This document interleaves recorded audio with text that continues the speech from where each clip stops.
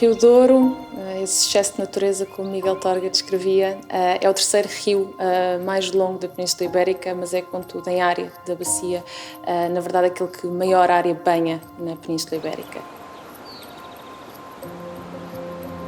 O Rio Douro e todos os seus afluentes constituem, no fundo, o sistema de artérias e veias da natureza. Portanto, são eles que transmitem todos os sedimentos, todos os nutrientes e toda a carga viva que suporta a natureza naquele território.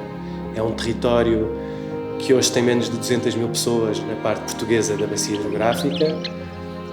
É um dos territórios, incluindo a parte espanhola, mais despovoados e mais pobres da União Europeia, que, no entanto, sustenta uma atividade humana já secular. Basta pensarmos no Rio Douro e em toda a atividade ligada ao vinho do Porto. Em Espanha é muito menos uma base económica comparativamente àquilo que o Douro é em Portugal, que na verdade permite, através do seu microclima, o cultivo de espécies como a azeitona, como a amêndoa ou como o vinho. E na verdade acaba por ser uma das grandes bandeiras de orgulho nacional o nosso vinho do Porto, e isso deve-se muito ao Douro. Contudo, também tem havido, nas últimas décadas, um grande investimento naquilo que é o turismo nesta região. Isso tem-se visto sobretudo naquilo que é as viagens de barco, naquilo que tem sido o potenciar das viagens também de comboio ao longo do Douro. Há cada vez mais quintas que adoptam pelo modo de enoturismo e, portanto, há todo um novo tipo de fazer turismo na região do Norte, que vem muito destas características muito inerentes que o Douro tem, de poder ser esta união entre aquilo que é o desenvolvimento humano ao longo de vários séculos, que permitiu ir moldando a paisagem e dar-nos alguns dos melhores produtos em termos agrícolas que podemos experimentar.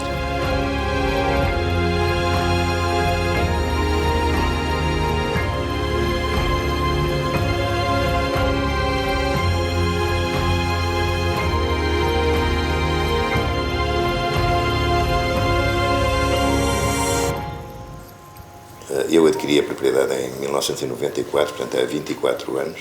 As casas estavam em ruínas, mas eu deixei-me enamorar por este local e então comecei a pesquisar até que encontrei aqui a propriedade e acabei por comprar. Tinha que ser ao pé do rio ou de um lago, não é? Dado o gosto que eu tinha e tenho pela natureza e pela pesca, etc. Surgiu então a ideia, porque também, digamos, profissionalmente estava ligado ao setor, de iniciar um turismo rural, portanto aqui utilizando as duas casas. E foi isso que aconteceu, mas que se iniciou apenas em 2012, não é? Portanto há cerca de 6 anos. E tem vindo a crescer todos os anos, quer na parte, digamos, do alojamento. Portanto, isto funciona como um bed and breakfast, alojamento e pequeno almoço, quer na parte do enoturismo. De facto, é uma atividade que tem registrado, penso que a nível geral, aqui também, um crescimento enorme.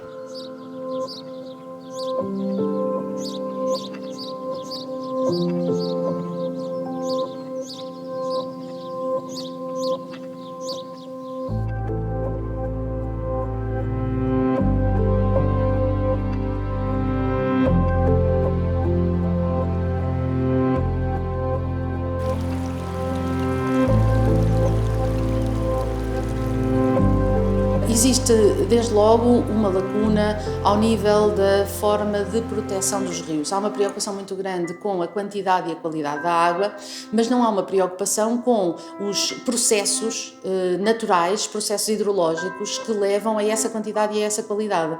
Portanto, deveria haver uma preocupação maior com a conectividade hidrológica dos rios, com a supervisão das atividades que são desenvolvidas ao longo de toda a bacia hidrográfica dos rios, e isso daria certamente maior efetividade.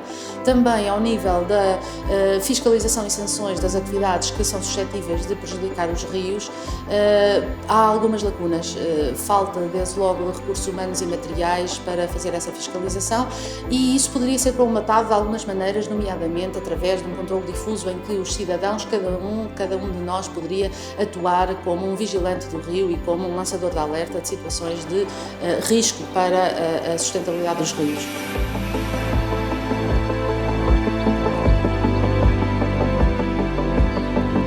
Embora não esteja expressamente prevista na lei a remoção de barragens, ela é permitida porque se trata de uma atividade de restauração da qualidade ambiental.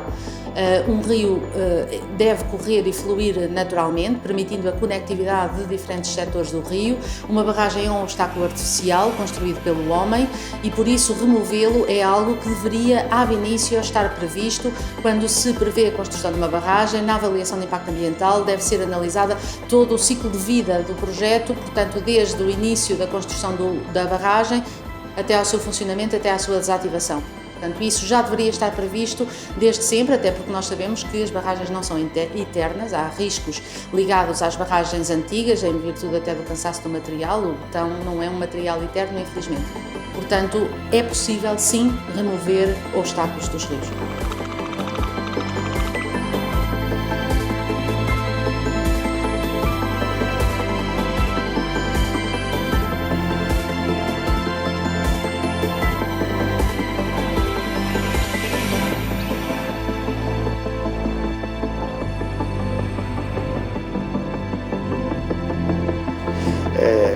As barragens foram criadas, obviamente, para a produção de energia elétrica. Isto também tem a ver com a história do Douro, mas quando me perguntas qual é que é o impacto das barragens, como eu disse, o rio, por estas circunstâncias, é um rio completamente artificial, é uma estrada fluvial. Portanto, se vamos ver, as margens não correspondem a margens naturais, praticamente não existe vegetação ribeirinha nas margens, existe um grande impacto, porque estamos a falar em rios em que a própria dinâmica fluvial, a variação hidrológica, a variação dos caudais, enfim, funciona em termos de ciclos. A intervenção num rio não depende só daquilo que nós possamos fazer no próprio rio, mas o rio é um reflexo, é um espelho de tudo o que se passa na zona envolvente, da bacia hidrográfica. Nós chamamos de toda a bacia hidrográfica, os fogos, a ocupação do solo, seja por agricultura, seja por floresta, seja por espaços urbanos, etc. Tudo isso, portanto, o espelho de tudo o que se passa na bacia de drenagem, da bacia hidrográfica, é exatamente o rio. Portanto, deixamos de ter um curso de água, por exemplo, em que o habitat típico são pedras, gravilhas, etc., e vai-se ficar colmatado, isto é, vai ficar preenchido por sedimentos finos, por areia, por limo, que vêm exatamente arrastados pela bacia de drenagem. Portanto, a pobreza em zonas de areia, em termos de diversidade e em termos de quantidade, é baixíssima.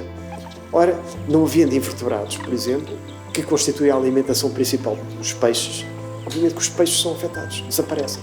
Portanto, toda a cadeia alimentar é completamente alterada e ela começa essa situação pelo que se passa à volta do rio. Por outro lado, as zonas envolventes da ligação com o meio terrestre são zonas ribeirinhas e essas zonas ribeirinhas representam realmente as zonas de maior biodiversidade global. A nível do globo, onde vamos encontrar maior número de espécies, vai ser nestas zonas de ligação entre o meio aquático e o meio terrestre. Porque aí vamos encontrar simultaneamente espécies do meio aquático e espécies do meio terrestre e quer umas quer outras necessitam destas zonas para completar o seu desenvolvimento. E as zonas ribeirinhas só existem em rios livres e, portanto, rios não artificializados.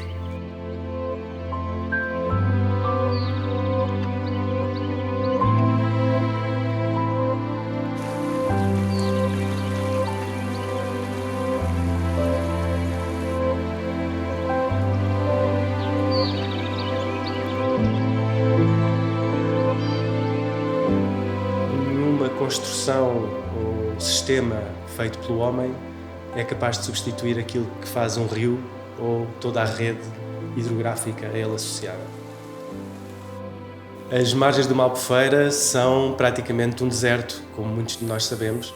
São uma faixa de oscilação entre a água que lá está e que vai baixando à medida que vamos fazendo consumos e vai reduzindo completamente a hipótese de vida da vegetação e dos animais que lá estavam antes disso.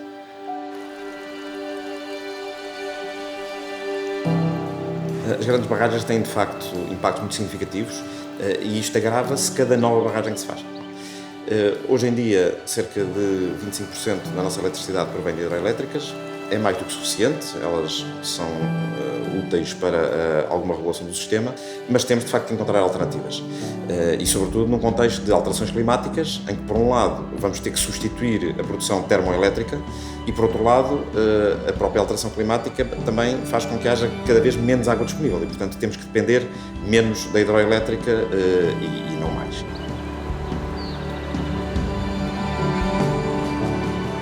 As formas de energia alternativas mais interessantes, algumas já as temos, como por exemplo a energia eólica, também já fornece cerca de 1/4 da eletricidade neste momento em Portugal.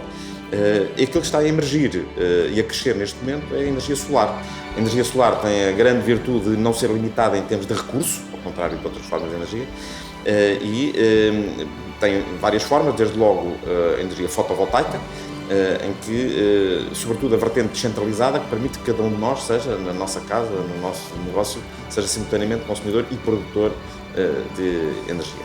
Portanto, na verdade, temos muitas alternativas hoje em dia que é possível, efetivamente, substituir, vamos chamar, as velhas energias, como a energia grande hídrica ou a energia termoelétrica. É esse o objetivo.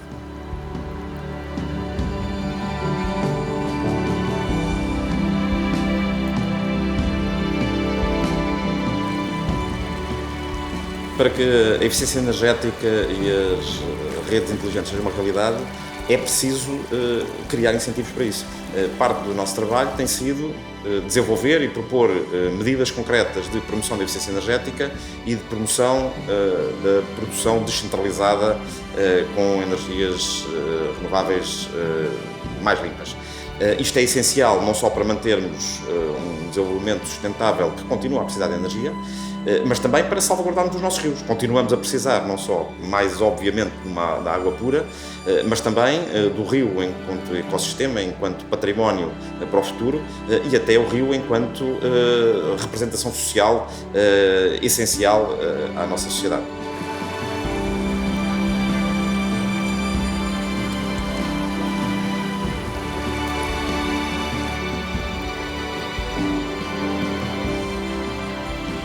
Em Portugal, muito pouco é feito para monitorizar rios e muito menos ainda para os proteger.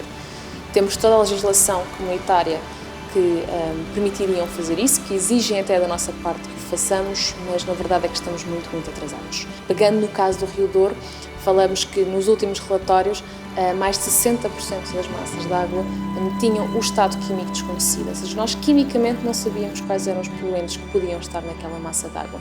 O que, por outro lado, inviabiliza quase que por completo nós analisarmos quais são as possíveis medidas que possamos implementar nessa zona para melhorar o estado. E, portanto, nesse sentido, sim, se eu não conheço aquilo que se passa nos rios, também não consigo protegê-los. De facto, eu estou aqui a falar do recurso que é dos bens mais essenciais à existência humana e, portanto, preservá-la deve estar na minha primeira linha de atuação. Nós precisamos de pensar isto como uma grande unidade, por assim dizer. Não é só o Douro, não é só aquela parte do Douro. É o Douro e os seus afluentes, os afluentes desses afluentes. E, portanto, tudo vai ter uma implicação ao longo destas veias, não é? Tudo vai ter uma implicação. O que eu faço num sítio vai ter uma implicação com aquilo que estão a fazer no outro sítio mais abaixo. Portanto, essa gestão tem que ser uma prioridade para conseguirmos perceber exatamente que rios é que nós queremos ter daqui a 20, 30, 40 anos, dos quais vamos seguramente continuar a depender.